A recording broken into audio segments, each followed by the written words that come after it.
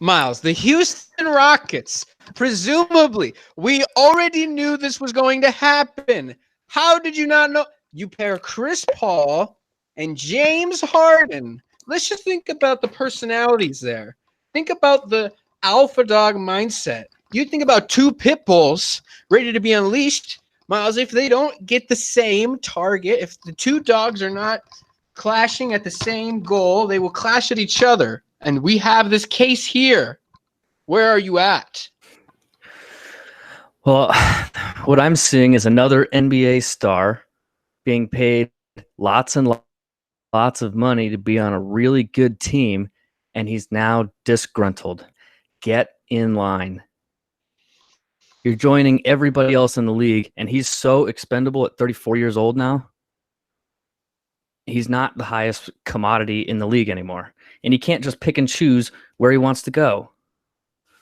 These two personalities, it was pretty clear from the beginning, wasn't going to work out unless they were able to win. They failed in the Western Conference Finals 2 consecutive years. The Knicks don't want him because they've got their own agenda. The rest of the league has their own agendas, and Chris Paul and James Harden doesn't fit into that. These two guys buried themselves on the Houston Rockets behind Mike D'Antoni and formed this little tiny unit that only works in Houston under Mike D'Antoni because nobody else is going to want to play with James Harden, who's getting 40% usage rate under Mike D'Antoni. Nobody wants to play with that unless you're putting up a LeBron James type of dominance, which he's not. We've already been through that. We don't really need to. Chris Paul is a great floor general, but that position is dime a dozen in the NBA.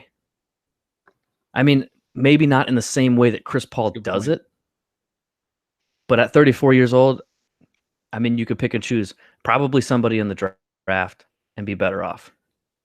His production and his age are not the problem. It's the price tag associated with the contract at the current age and at the current team construction. You don't have much room to operate if you're Daryl Morey, one of the best GMs, best minds in the sport, all of sport. Daryl Morey is a borderline genius for the things that he's done. The ability to make in-season acquisitions, Nene, Austin Rivers on the fly, finding value in Trevor Ariza, PJ Tucker.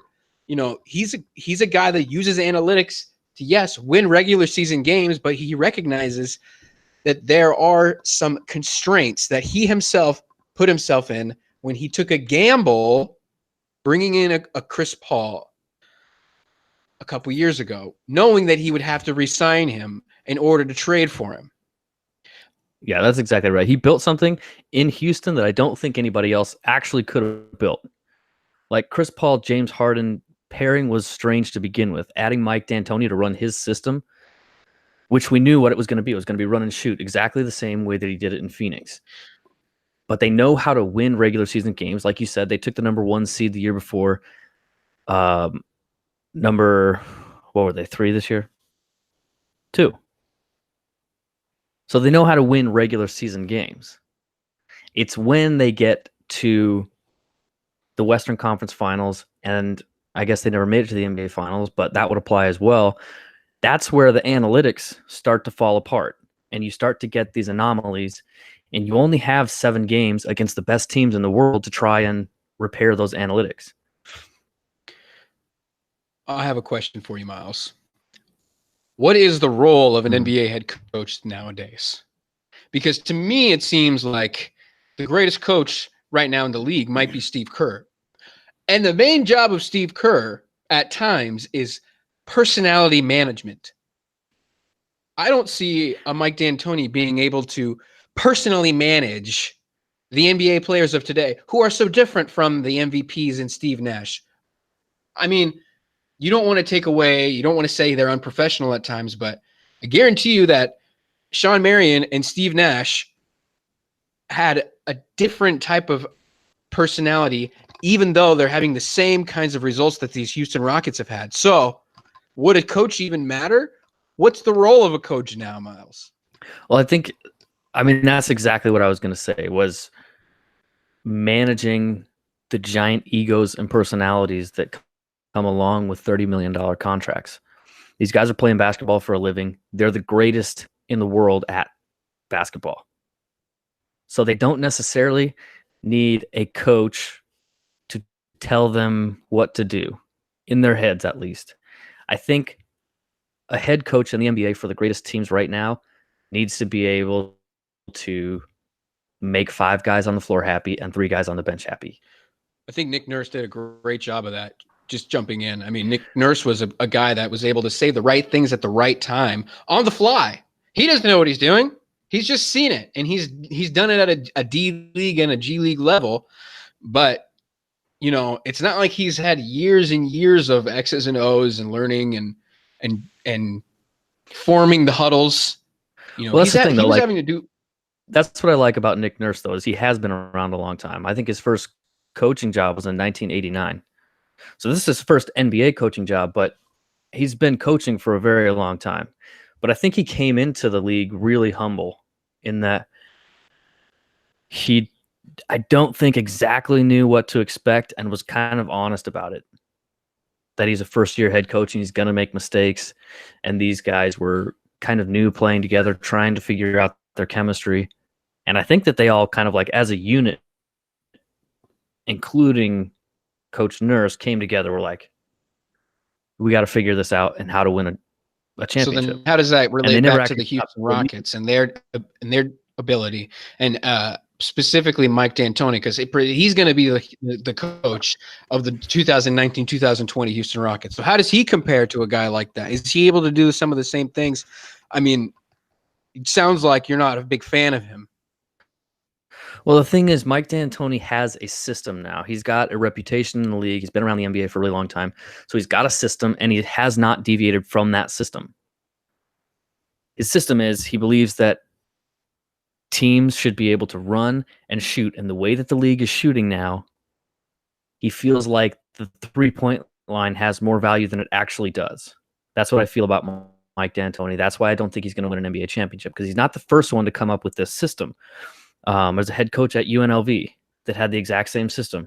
It's effective for winning. Gino Hills. Yeah, it's effective for winning regular season games.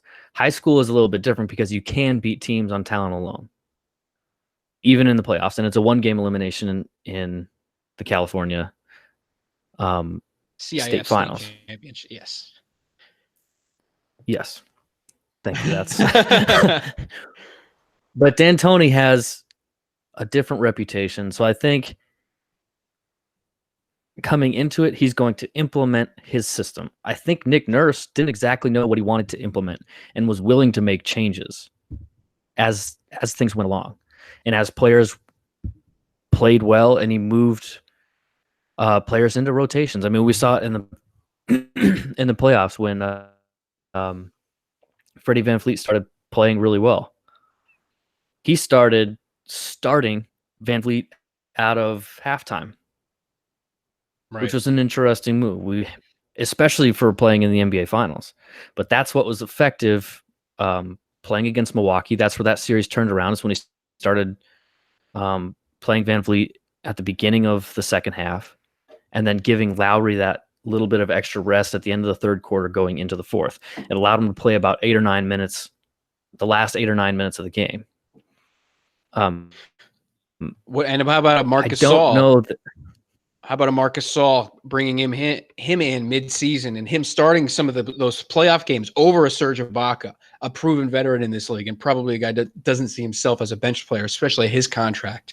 So managing those two egos that could have clashed. Marcus Gasol hasn't always been the happiest of guys, especially his time in Memphis. He kind of got a coach fired in JB Bickerstaff, still looking for a job, interviewed for the Lakers and didn't get it. So, I mean, and I kind of think you see the same things in a Masai Ujiri and Daryl Morey. Kind of, if you want to go on this tangent with me here, it's like they were both able to take gambles and take huge swings at things. You know, the not only the Harden trade, but the Chris Paul trade for Morey. So he kind of doubled down on what he was doing. But Masai Ujiri, I mean, I guess if you want to take him as an example, the Carmelo trade and the Kawhi trade, I think only one of them worked out. And that's the problem. I mean, that's probably the probability of when you trade for a superstar. I think 25% is, a good number of if you were going to say chances of winning a championship of trading for a superstar in his prime instead of developing your own. But I don't want to get too far down there. We'll go back on the coaches specifically. So it's like Mike D'Antoni, he's kind of getting up there in age, and it doesn't seem like he's able to adjust. And now with all of his assistants being fired, is that going to do anything? I mean, is this a roster management issue is my question. Can the Rockets contend in the West next year? I don't think so. I think they're so demoralized and let down right now because they had every single opportunity to achieve their goal. The only reason that they assembled this team was really honestly to beat the Warriors. And if they did that, I don't even think they really needed to win a championship to be like, okay. But ultimately, that would have put them in the position to win a championship. If you can beat the Warriors, you can win a championship. So them going 0 for 27 in Game 7, even without Chris Paul, that takes a toll on you. Like, that has to haunt Mike D'Antoni. And if it doesn't, he's not doing his job right. That has to haunt James Harden. It better, or else he shouldn't be an MVP. I still don't think he should be an MVP, but that should really bother him that he let his team go 0 for 27. That's not a valuable player that allows his team to do that. Then you come back the next year, and they're playing without Kevin Durant, which is pretty much a way that karma's leveling the score for the Houston Rockets and saying, okay, you guys played without Chris Paul. Let's see what happens when Golden State plays without Kevin Durant. And they still couldn't get it done. Not even close. I mean, I don't think people legitimately even thought Houston was going to win that series. It never looked like it, even without Kevin Durant. So I think this team is pretty much done. I don't think they can contend. I think they'll struggle to make the playoffs even just because there's so many teams in the West that actually have hope. And I think you'll see much of the same, right? You'll see a lot of James Harden taking control of everything because he's about to enter his piece de resistance prime. And he's going to work this offseason with the same kind of energy and commitment that he's always had, except it's kind of like a compound interest at this point in his development. If you just want to think about the arc of James Harden, I think we're about to see one more push, one more MVP level season before it kind of starts to level off, if not kind of go down a bit. So knowing that and kind of anticipating that, seeing kind of the roster without, it's not free agency yet. I don't know what kind of free agents would even help them at this point. Jimmy Butler is like their rumored top choice, but I think Jimmy Butler would make that situation worse. He makes the team better, but he's not the kind of personality that you want to throw into an already demoralized team because he's the kind of guy that's going to be like, pick your guys' heads up, but he's got no idea what that team's actually been through. I don't think he's going to be the kind of player that's going to be sympathetic of the last 2 years of this Rockets team. I also don't think he's the kind of guy that wants to step aside and let James Harden take 40% of their shots. He's a guy that wants to be an emotion offense. I don't think he wants to even play for Houston. See, I think Jimmy Butler would be the perfect addition for Houston. I think he would be a guy that James Harden would be able to respect and give the ball to at times, especially when he gets a little tired, because we all know that James Harden can get there fatigue-wise. Jimmy Butler would be a guy to demand respect in Houston locker room. And you see how a team of pure vets, none of these young guys, none of these Karl Anthony Towns who hasn't done anything in the NBA except, I guess, finagle a poor franchise out of $100 million plus just because he can get 20 and 10. My goodness. So could Nurkic if he was by himself. Anyways, Houston. I forgot where I was going. You were saying Jimmy Butler is the perfect piece for the Houston Rockets. He would be the perfect piece for the Houston Rockets. Let me tell you why. Because he would earn respect from James Harden. I disagree. 100%. I think honestly, Jimmy Butler would step in and try to demand that respect. Probably actually deserve that kind of respect. But James Harden is not going to give Jimmy Now I remember. Butler. None of those young guys. None of those young guys in Philly either. Mr. Joel Embiid and Ben Simmons, who were just throwing hissy fits at times. It's He a was pissed pure at them for veteran not team. playing defense. And you want to team him up with James Harden, Mr. Defense himself? That's not going to work out. A team of pure vets. The Toronto Raptors had no young guys. It was just pure veterans on a mission to win the championship. The Rockets know how they have one more push, one last swing out of this core. I think Portland has up to 2 more years, for example, if we're going to talk about cores and just potentials and how long of windows. I mean, we're going to move on to the Celtics here pretty soon, but it's like I said, Houston's going to look like much of more what it is. I want to finish by saying this. I think, like I said, Daryl Morey is an NBA genius. This team may not be the right mix, but I think his formula of threes, layups, and free throws under the right personnel could win an NBA championship. And when it does, everybody's going to copy that. We kind of already saw what it was in Golden State, the first jump shooting team to really win the whole championship. But I disagree. The value of a three-pointer is evident in its math. If you can find out a superstar with the right mentality to be a leader of the team, i.e. a Damian Lillard, I'm not saying he's going to do this, but if you form a team around a shooter with the kind of mindset it takes to win a championship, I don't think James Harden has what it takes. And I think he'll go down as a great offensive mind who's okay on defense, but jacked up a ton of threes. I think we'll see a 50-ish win team. I mean, it's kind of hard to say, like I said before, free agency, but last thoughts on Houston. I'd be surprised to see them be a 50-win team this year. I don't think they have what it takes.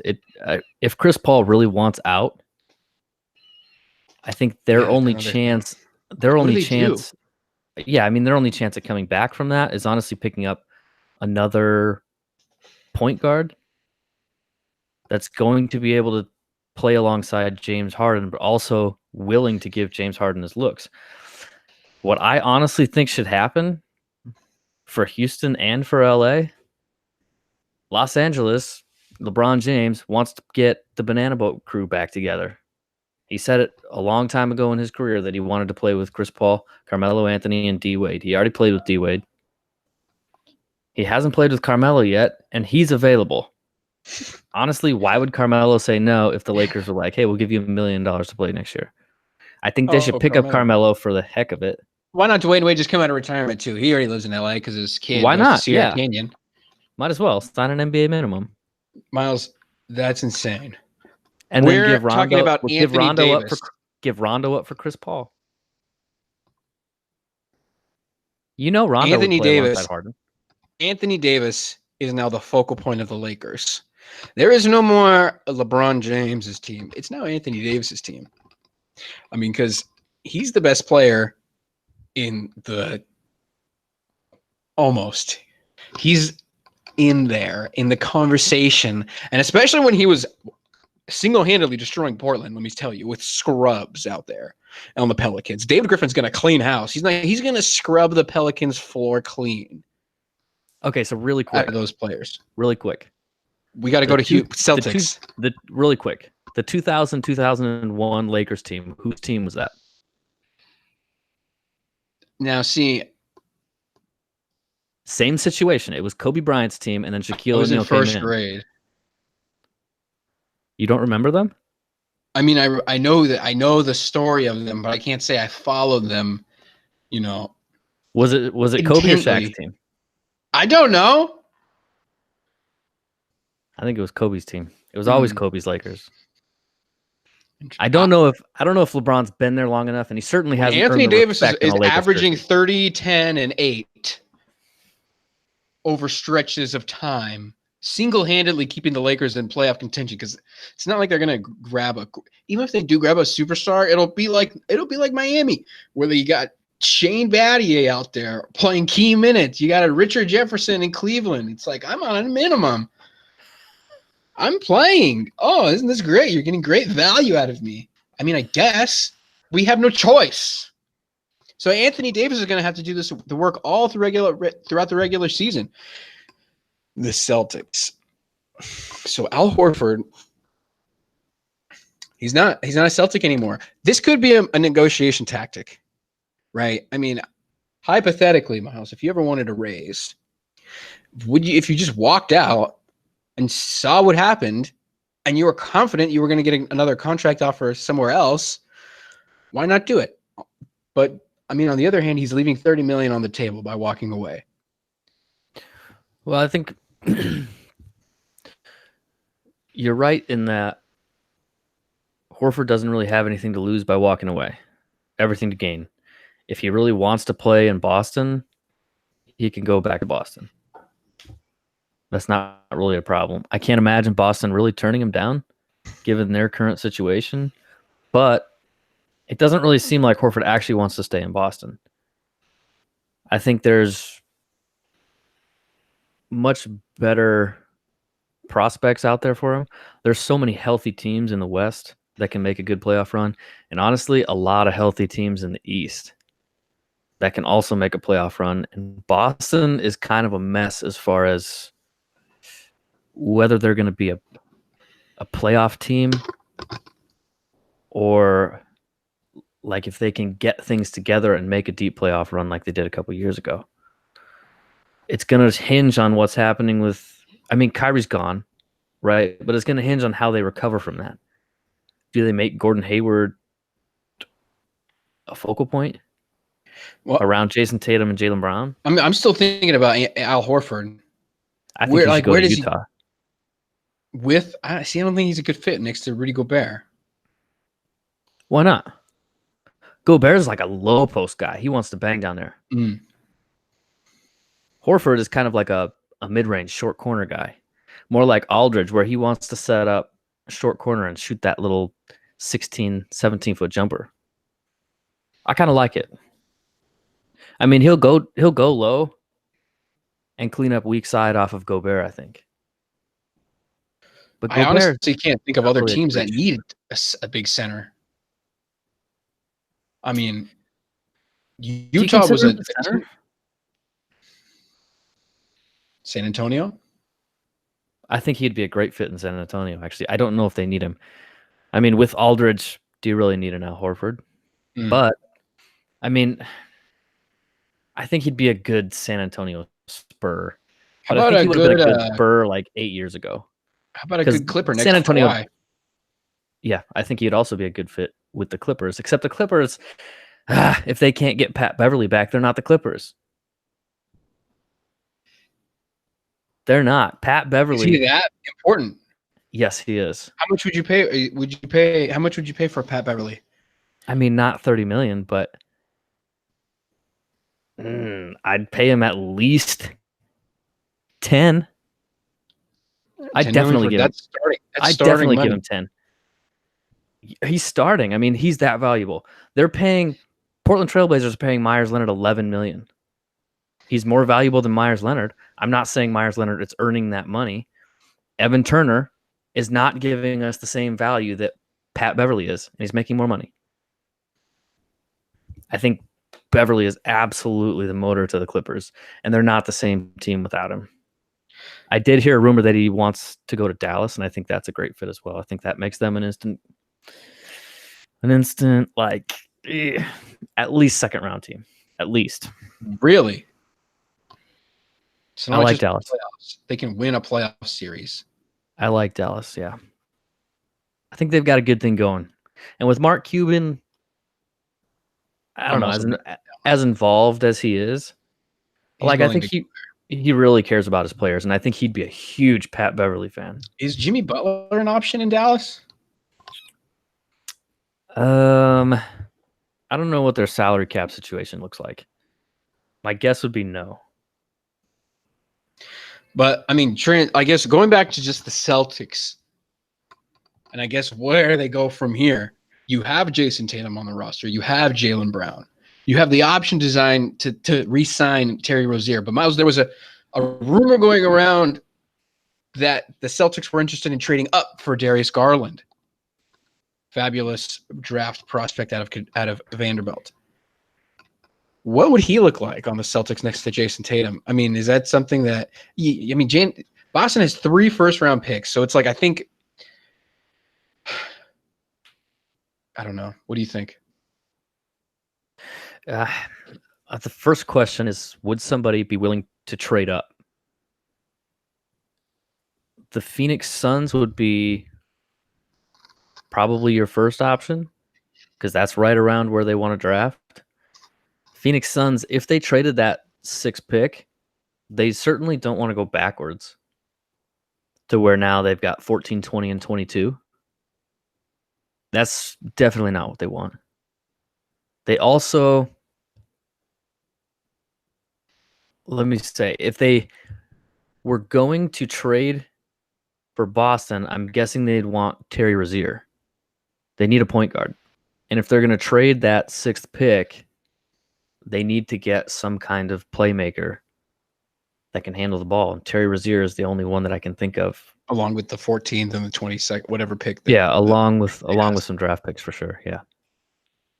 Because I was trying to like come up with trade options for the Celtics in order to get themselves either a higher pick or to get themselves in a position where they could pick up a free agent.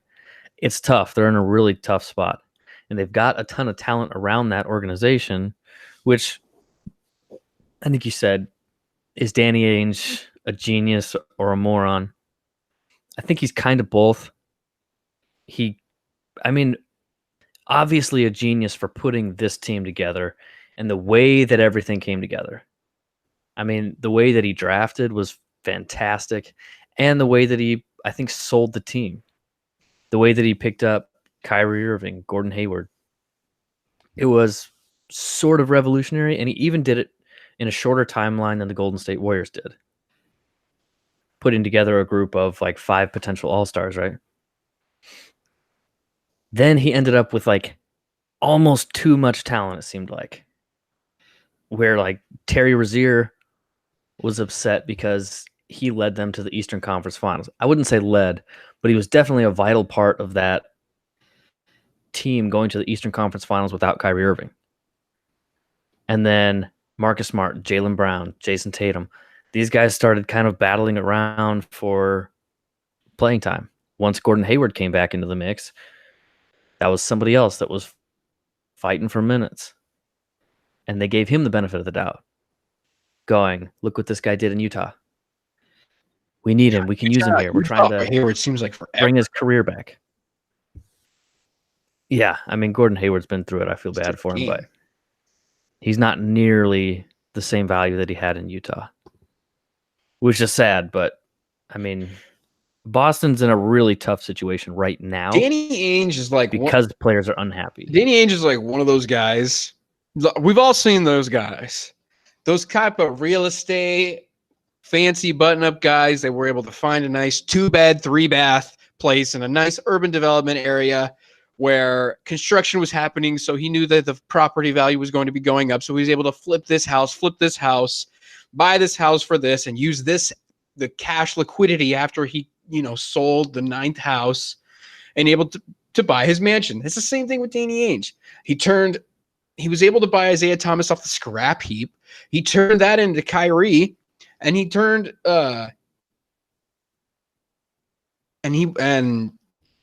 Cleveland was just left with Colin Sexton. So that was like his only real capital that he was giving up. Oh, and the Nets. That's what I was thinking of. The Nets. That's the other trade. He's a winner. He only makes good deals. He traded up for he traded back for Jason Tatum when he had the number 1 pick. He didn't panic and take the Markelle Fultz, who was arguably the best player. He knew he could recognize talent and he can recognize value. Danny Ainge looked at how Al Horford and said, look, we are not contenders. we can't have you making $30 million this year. So either we make this a nice 3-year deal that we can work with moving forward and kind of rebuild on the fly, or we're just going to move forward. And in only Danny Ainge, people have said that they walk away feeling like they've walked out and they've won the deal. And it's the same thing with Al Horford. He thinks he's going to get a great 3-year deal and it's going to be hunky-dory. He'll be in the playoffs and he'll be like Marcus Gasol. But I don't think it's that simple. I think Danny Ainge has got something up his sleeve. He's going to build around his young core that he has, and we'll see. But I'm betting on him. I hope he's got a plan, because that's what I was going to say about him. He built what seemed like was going to be a potential dynasty over the next few years, at least 3 or 4. And the only year that they were actually successful is when Kyrie Irving and Gordon Hayward went down.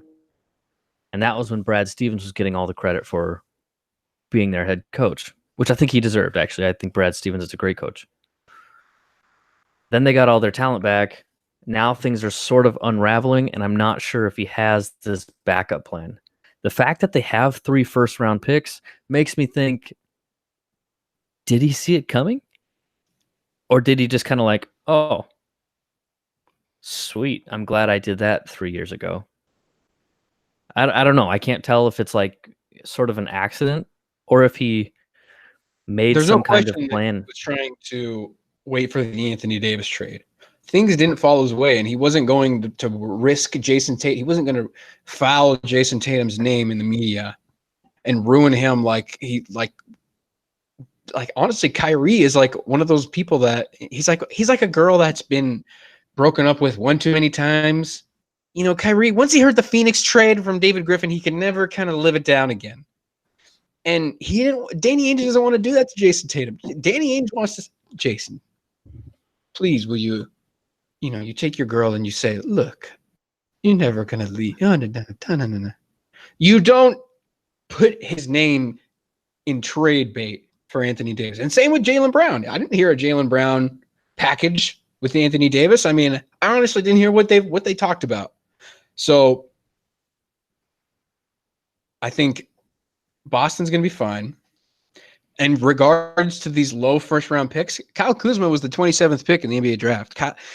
Donovan Mitchell wasn't the top 10 selection.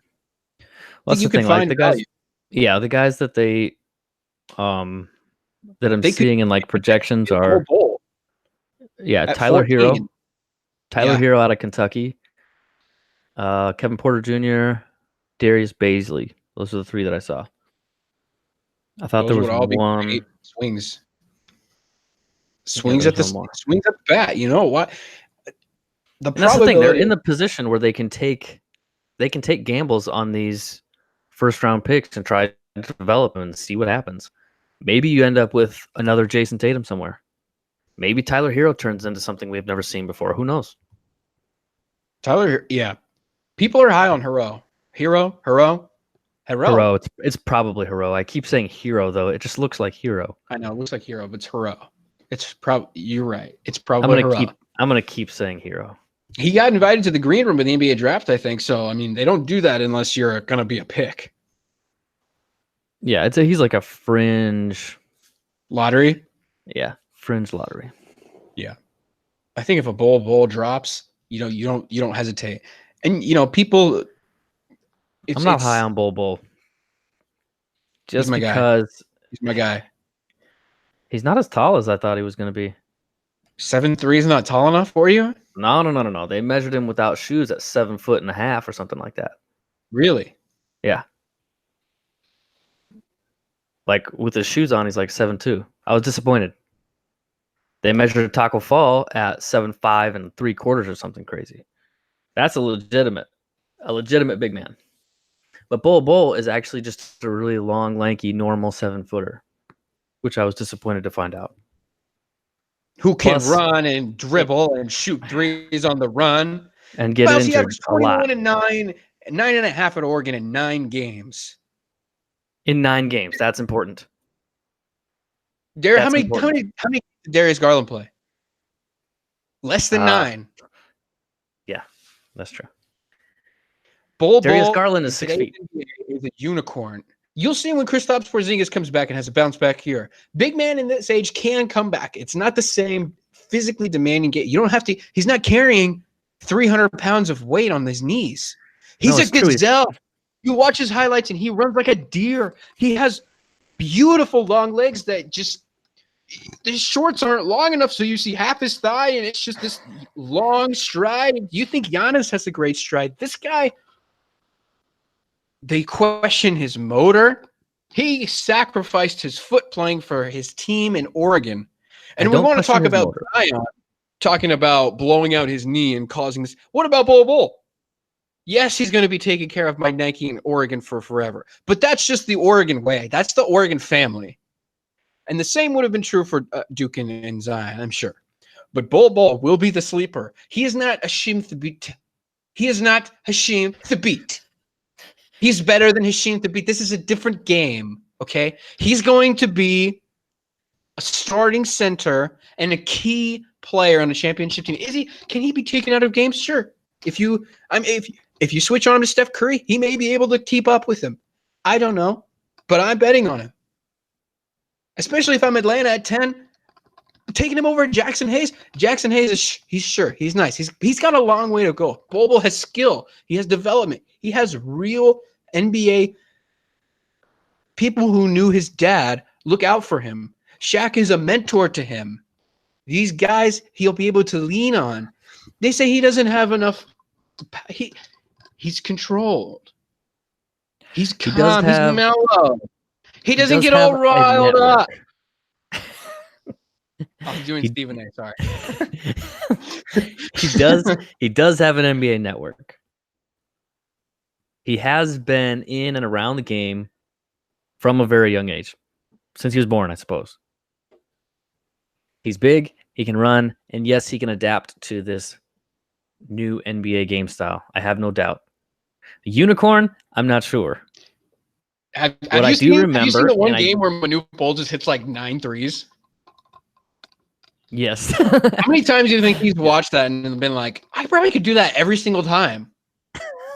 If it was me, why didn't he just do that every time? I could do that every time. Well, that's been the question for ages. Why can't 7-footers just shoot it? Then they can just shoot over everybody. This is the game to do it, Miles. If you're Dallas, look at him, trade up. If you're Portland, take him. But my point with Bol Bol is 7-footers with injury problems is always going to put 2 question marks right by his name. Well, why? Because of history. Fan, yes, I was going to bring it up, but I didn't want to. But I feel it every time you say big man injury history. Okay, I feel it. I know it hurts. I thought of our unicorn right when you said unicorn.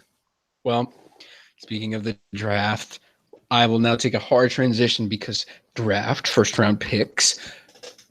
Utah gave up 3 first rounders for Mike Conley and Mike Conley's contract.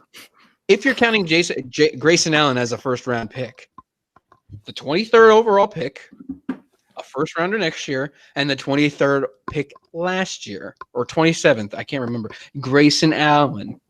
They were high on Grayson Allen. He spent most of his time in the G League, and when he got called up, he was met with real NBA athletes, and his skill did not compare.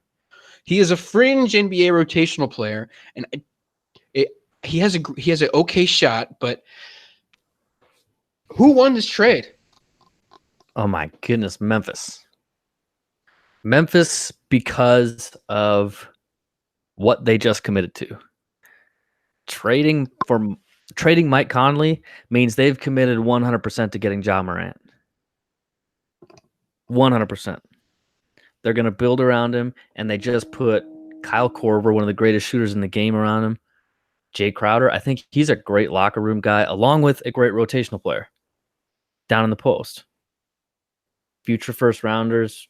And I think Grayson Allen playing alongside Kyle Korver actually Kyle Korver is going to be on the Lakers. I don't know why he's not on Memphis. He's on the Lakers via Memphis. He's just on his way, detour. Yeah. She's taking a pit stop. It's gonna be you're getting west. You're getting more west. He's just kind of looping around. I think the Lakers are sleeping a little bit, and they're trying to go for those big fish instead of focusing on what they're really missing. And they just lost out on Kyle Caught Korver. out and he gets picked up off waivers. But I agree. So Memphis, I'm liking Memphis. So what does Utah have to do with Mike Conley? I agree. They've got Ricky Rubio, and then they've got Spida Mitchell. They don't have Ricky Rubio. They're letting him walk. That's why they traded for Mike Conley. I guess. I mean, they could have had Ricky Rubio for a lot less than they have Mike Conley, and probably almost the same production. I mean, would you rather have? You're going to pay $30 million for 21, 6, and 3 at the point guard position in this league today? I think he's like making almost $40 million at points in that contract. It's like a super max. And I mean, I don't want to marginalize a player like Mike Conley because I think he is actually underrated. But you look at his stats, his injury history, and compare him to the point guards in the league today. 21, 6, and 3. You can get that out of any starting point guard in the league and probably any starting point guard in the G League. I mean, they're everywhere. Look at San Antonio. Somebody that can come in and average 20 and 5. So before we kind of get into more of Utah, I kind of want to. So Chris Paul, not looking good on that max. John Wall, not looking good on that max. Mike Conley got traded on that supermax. At what point do you look down at Oklahoma? If you're Sam Presti, at what point do you look at your spreadsheets, your asset management, and you say, yikes, we're getting a lot of inefficient, unproductive, a lot of minutes, scalable minutes for not the same value monetarily. I mean, they're bought into that. At what point I think you just have to ride it out. I mean, at this point, I think they should just ride it out. The man who traded James Harden and lost Kevin. That was kind of understandable, though. Like, James Harden was Sixth Man of the Year. He wanted out because he wanted to have his own team. And he knew that behind Kevin Durant and Russell Westbrook, that wasn't going to happen, which is a realistic thing. I mean, Russell Westbrook was a triple-double machine, and Kevin Durant is one of the best scorers in the NBA. Some say in NBA history. I wouldn't disagree with that. He's not going to be able to take OKC. So he said, I want to be traded because I don't want to be a Sixth Man of the Year for the rest of my life. I don't want to be Jamal Crawford. Trade me to Houston and let me have my own team. That made sense. I don't blame management for that. Them losing Kevin Durant now, that is a little bit of an issue for me, but that's more, I think, a Kevin Durant issue. Less management. I don't think they saw that coming. He took him to Game 7 of the Western Conference Finals. Well, and now we're looking at Russell Westbrook. I don't think any team would take him. I mean, New York Knicks. He'd be a tough sell. He'd be a really tough sell. New York Knicks get nobody. Would they take Russell Westbrook in the rest of this contract for a couple pieces? I mean, you've seen the two teams do deals, Enes Kanter in the past, Carmelo Anthony. Is this something? Does Russell Westbrook want a big market team? Is what I'm actually curious about. I don't know if he does. I think he likes Oklahoma City. I don't think Mike Conley necessarily wanted to go to Utah. I think at this point you don't have. I don't think you have choice if you're a player at that point. You're already locked into your contract. Blake Griffin is another guy that got traded on the Supermax. So I think at that point you're just looking at buyers in the market, but I mean, Oklahoma City might be a buyer. They might be somebody that's saying, hey, we need to appear as if we're a homegrown talent team and we won't just flip you for the right asset and the right thing. Once you're a depreciated asset, we'll look out for you and we'll make sure that you're well taken care of as a as a star, and we'll have a statue outside for the championship that you never won. But you and I feel the same about Westbrook. Yeah, I mean, with the league doing what it's doing right now, with Durant down, Clay down, the Golden State Warriors kind of inevitably not contending for a championship this year or this following year.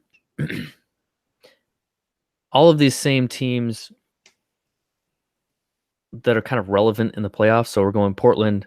The Lakers are going to be relevant. The Clippers, question mark, without Pat Beverly. The Nuggets for sure.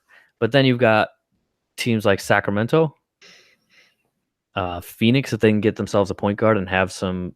I mean, it seems like they're actually building a pretty healthy environment there with Monty Williams. I trust that organization. Month? You trust the first month over the last years of dysfunction? I don't know. I can't give up on Phoenix. I just can't. I can't bring myself to go, that's a dysfunctional organization. They just need to blow it up. I keep looking at their roster and going, man, unbelievable. I just can't bring myself to quit believing in them. I think you Dallas. Didn't buy a Dragon Bender jersey or a Josh Jackson jersey? Yeah, I like Josh Jackson. TJ Warren is not working out for you. I like TJ Warren. That's the thing. I love all these guys. I think that they're phenomenal pieces that can make a championship run. I really do.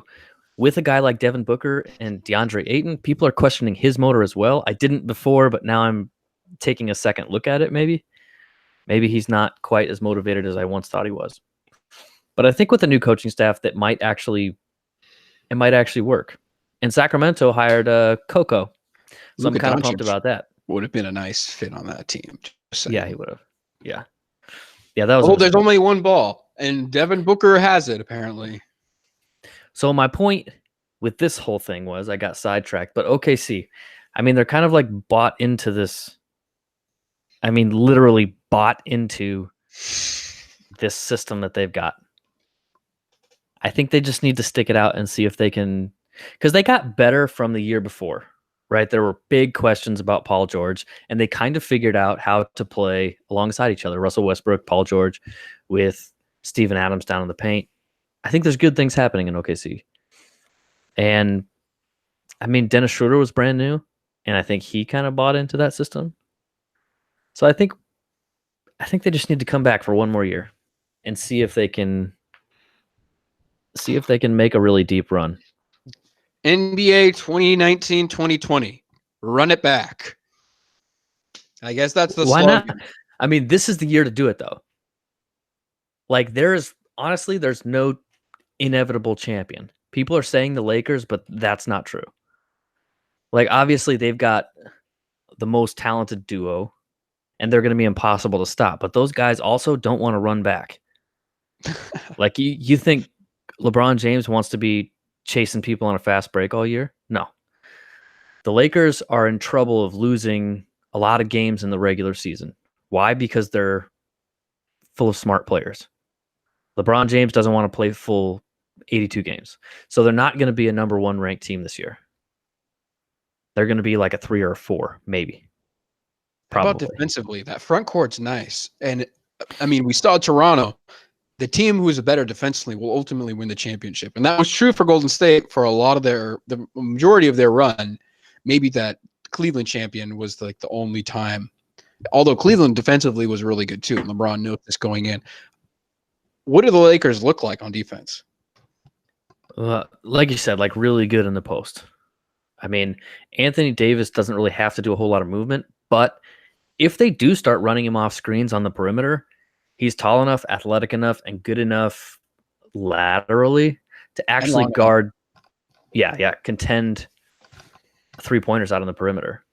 That makes them incredibly valuable. Like, who do you run up to set a pick on?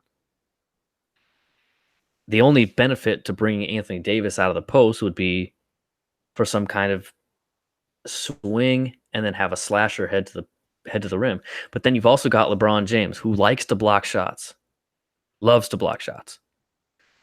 And he might not run down the floor to block a shot on a fast break, in the regular season, but he will take 3 steps over from the weak side and try to pin one on the glass. That's for sure. So I think that they're kind of terrifying on the defensive end, especially in the paint. People are not going to want to drive against this team. Well, you mentioned how LeBron is able to efficiently move on defense. I think on the same thing on the offensive end, he's able to efficiently get those points. And as we saw kind of in the playoffs with Kawhi, at times, yeah, you have a good team that can run the offense, but late in games, LeBron is a proven shot maker and a proven playmaker, and he can kind of fill that role, if you will. So if they're able to kind of build a team around Anthony Davis and then let LeBron take over, that's kind of the way I see it. I don't see LeBron as a point guard of the team. I think even if they're keeping Isaac Bongo, or is that his name? Bongo? Banga? Bongo? I don't know. I saw him play the Sioux Falls Sky Force this last year when I saw the LA Lakers G League team, South Bay Lakers. And they were playing the Sioux Falls Sky Force Miami Heat affiliate. And Caruso, LeBron likes Caruso, so Caruso might be on the team. Isaac Bongo, he's kind of like a developmental guy that they were able to find. He may be kind of like a light Rondo, but kind of like a good defender. He's not going to be the passer Rondo is, because nobody is. And you could bring back a Rondo for another year, although I don't know if you want to. That's my vote. And that's my vote. I think they should bring back Rondo.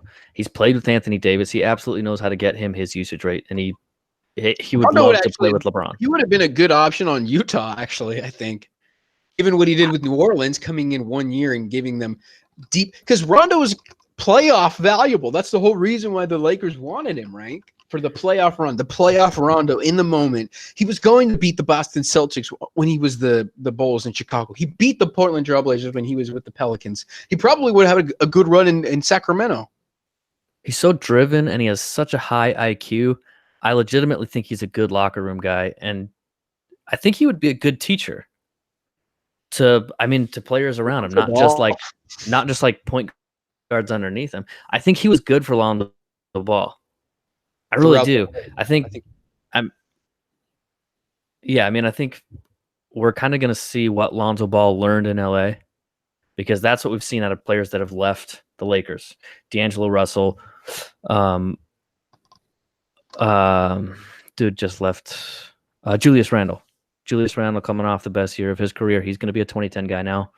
Well, it's so funny. I think you see kind of. Yeah, finish your point.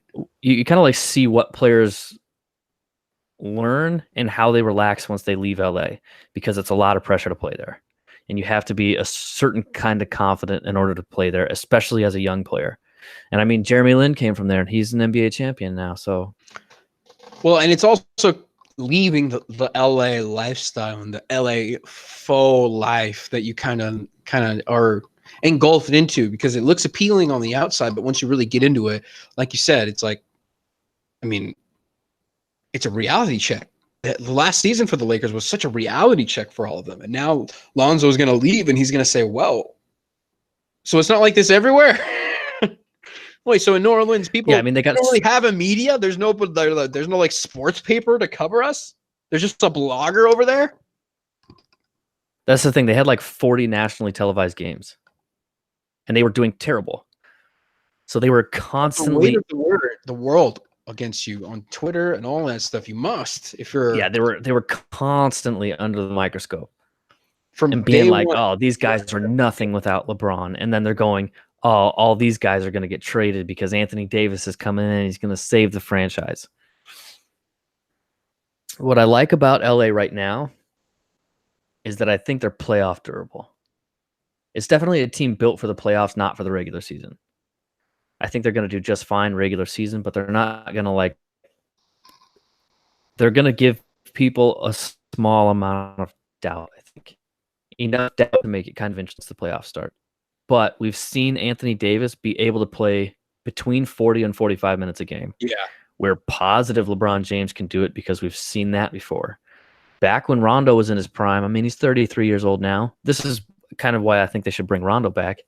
That guy's a fighter. When he was playing in New Orleans against the Blazers when him and Drew Holiday went off and shut down arguably the best backcourt in the league. He was playing something like 38 minutes a game. So we know that these guys can play heavy minutes, playoff minutes. I think Kyle Kuzma can do that. I think they need to focus on, Clay would be such a good fit for this team. Well, and that's the thing. Because Clay's durable. Now they have an option to bring if they're able to trade. You saw the rumor. If they're able to trade the roster spots and Davis frees up, obviously he waives his $4 million. They're able to get a max spot. So I guess my question, Miles, is this. Is that real, or was that one of those things that you put out there, kind of gauge the interest both nationally and to the actual player, Kawhi? You kind of put that out there in the press so that he sees it. And before he really decides on Toronto or the Clippers, he kind of re-examines the Lakers now that they have Anthony Davis. What do you think about that? Well, I mean, the idea about Kawhi going to LA is, I think, dumb. He just created his legacy. Like, forever he'll be cemented in the NBA. He's ruined 2 3-peats now. One from Miami when he was in San Antonio. He was an NBA Finals MVP, Defensive Player of the Year, and then he comes out of a full year off, joins the Toronto Raptors, wins an NBA championship, stops another 3-peat, the Golden State Warriors. I mean, regardless of circumstance, and gets another NBA Finals MVP. It doesn't make any sense for him to join LeBron James and Anthony Davis. But it does make sense for him to go to LA Clippers. It does. Storyline wise, instead of, because you'll go into the basketball analysis, but you just beautifully detail his storyline. And if the storyline is true and he goes back to LA, it'll end with, and then he rode off into the sunset, because literally that's what you do when you go to LA. You just, I think good. He doesn't have to win a championship for the Clippers, although it would be nice, and he probably would be another level up there, and he probably would be argued with LeBron James. I don't like the Clippers as much without Pat Beverly. I don't see them as an option anymore, to be honest with you. You don't like Zubac? Well, yes, I do, but I like them as a whole unit. And the core of that unit is Pat Beverly. He's what made them the Clippers. Like, they would not have won 2 games against the Warriors without Pat Beverly. Right. Okay. I mean, they were down 31 points, and he was oh man, he was trying to fight Kevin Durant, down 30 points. You love that. Draft. Yes. It's not tomorrow. Is it tomorrow? Is today Thursday? Wait, today's Wednesday. It's tomorrow. Oh, wow. Okay. Yeah.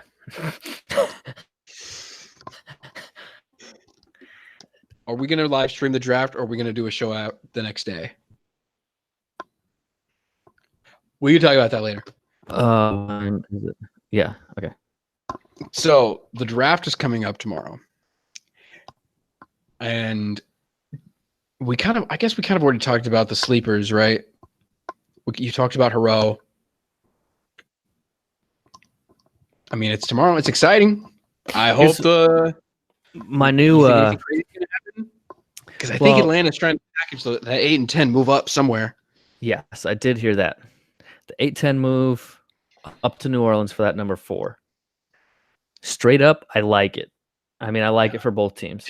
Just take Darius Garland at number 4 if you're New Orleans. Best player available. Take Garland. I don't think he's the best player. I just don't. I mean, with Drew Holiday, why take a point guard? I don't know. The 8-10 with like Cam Reddish, Jackson Hayes. That's the duo thinking they get trade for Atlanta, which makes way more sense to me. I mean, teaming up Cam Reddish with Zion Williamson. But in the NBA, I just like that. Jackson gives them at least potential down post. They're attacking now, especially because Julius Randle just out of his contract and missing Anthony Davis. They need something more in the post than something in the backcourt. And I mean, obviously Zion is going to fill a little bit of that, but I think they need something a little more permanent, like a Jackson Hayes.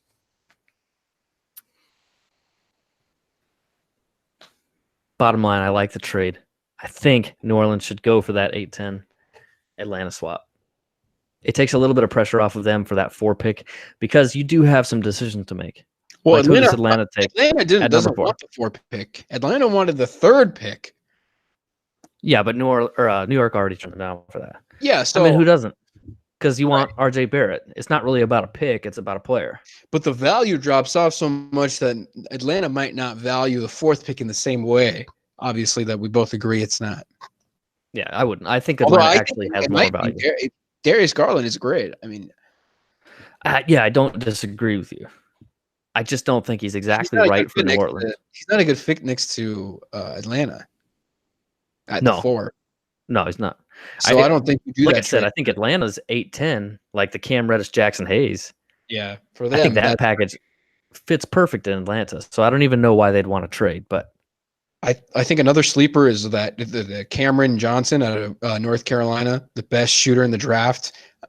Shooting is the thing you need in the NBA today. How is he not a lottery pick? I get it, he can't dribble, but he's 6'8". He's got a Klay Thompson stroke.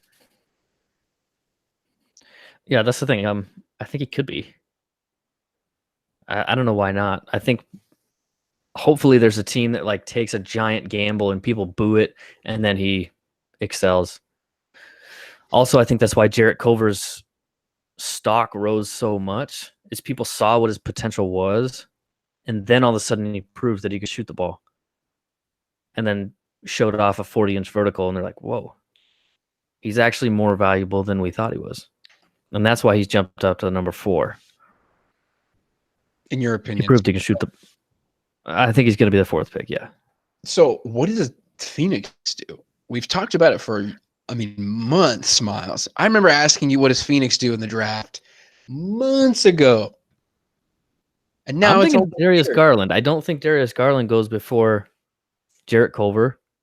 I also don't think he goes before DeAndre Hunter, not because he's not a better player.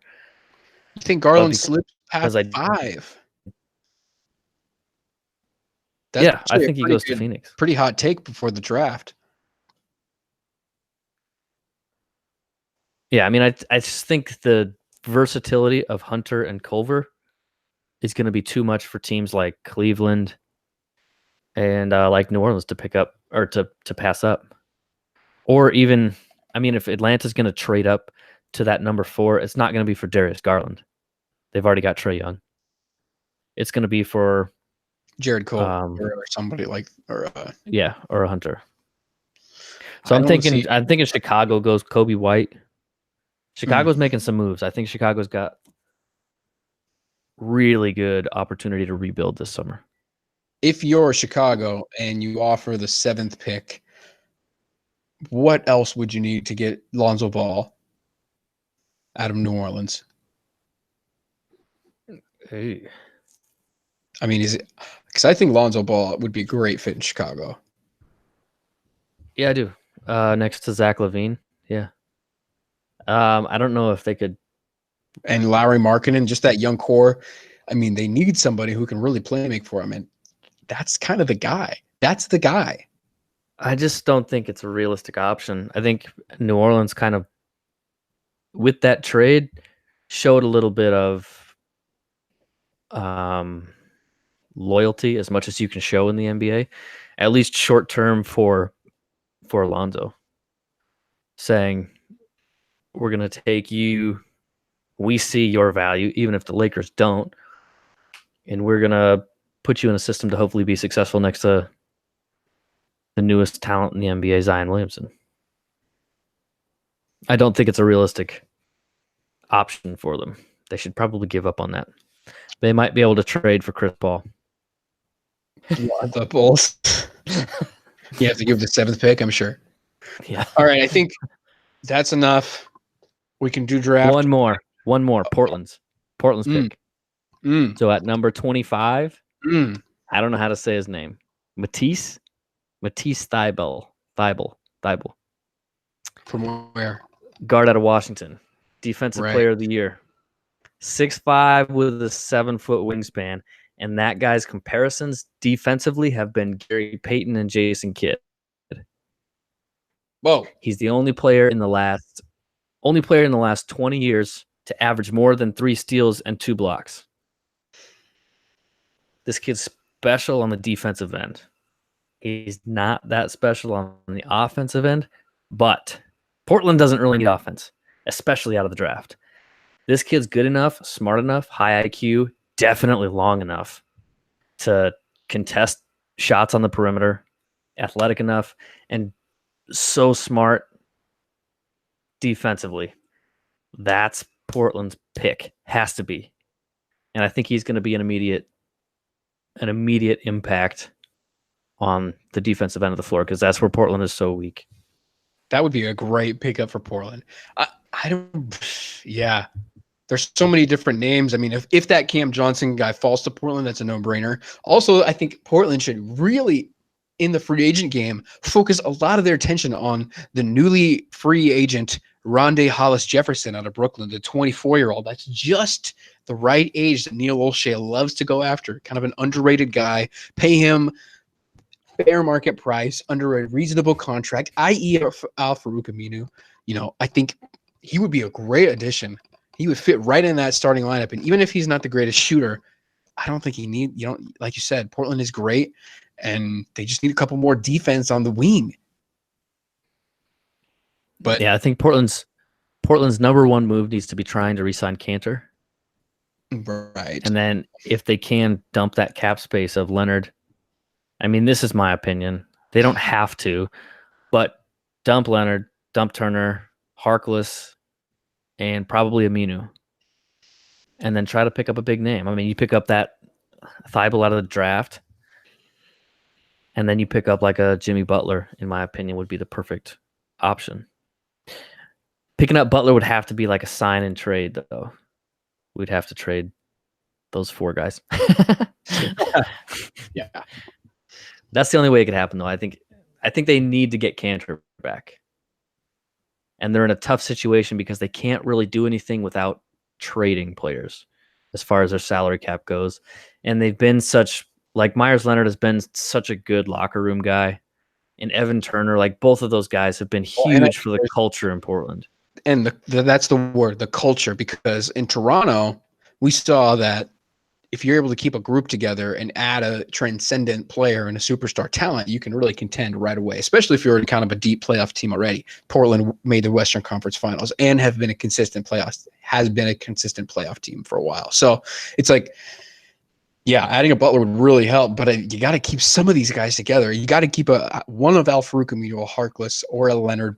You got to bring somebody back. It can't just be all new faces. I mean, Collins was a nice new acquisition. I think Simons is going to add a lot too, but you've lost a lot of guys over the years in Portland, like a Will Barton. But time will tell. I mean, why does this always turn into a Blazers talk? We can't have Blazers talk all the time, Miles. We have to talk draft. The draft will be coming up soon. Anything It's our else? bias.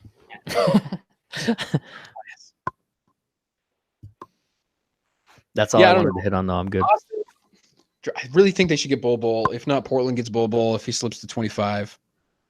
We'll see. LaMelo's going to be the first pick in 2021 or 2020.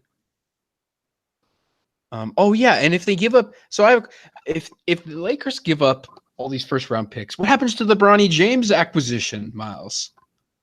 I mean, if you're Rich Paul and you're able to get Anthony Davis from New Orleans, I think you're able to get Bronny James out of wherever Sierra Canyon, because he's probably not going to go. He's not going to go to college and let LeBron lose any marketing or value. He's not going to give that to a free school. He's going to follow this Darius Baisley route. That's probably the only reason. I mean, LeBron likes to help kids, and I'm sure he does, but he's also trying to see how to get to the NBA, not through the traditional way, now that the high school route is kind of not there anymore. Well, and I have big thoughts on the NCAA in general. I won't go into that. But I think people are right, and I wouldn't be surprised to see like a Bronny James go like the Anthony Simmons route, or where he just takes a year off, waits to turn 19, and then enters a draft because he could train with his dad, the greatest player on earth. Sure. He's got all the resources in the world. I mean, that's what that he Darius needs. Bazley essentially did, right? Yeah. I don't think it's a bad route. Long term, I mean, obviously the kid's not worried about money. Everything's going to be funded for him anyway. So taking a year off isn't a big deal. I think that's more the route that he goes. It doesn't really make sense for him to go overseas or go G League. I just don't really see that. I think the G League would make the most sense out of if he's going to play. But yeah, I think my prediction is the Anthony Simmons route, unless the NCAA changes something so drastically in the next 4 years. It's like the dragon of Game of Thrones. It's eventually going to come, and it's eventually going to get there, and eventually the NCAA is going to clean up corruption in college basketball, and Sean Miller will be out of a job. But the day is not here. We should probably have a chat about that. Right. Another time, another day. NBA draft, Christmas is tomorrow, and Santa is coming. Oh, I don't know what happened. I hit my mic. I hit my webcam. That's kind of a good way to say peace. Later.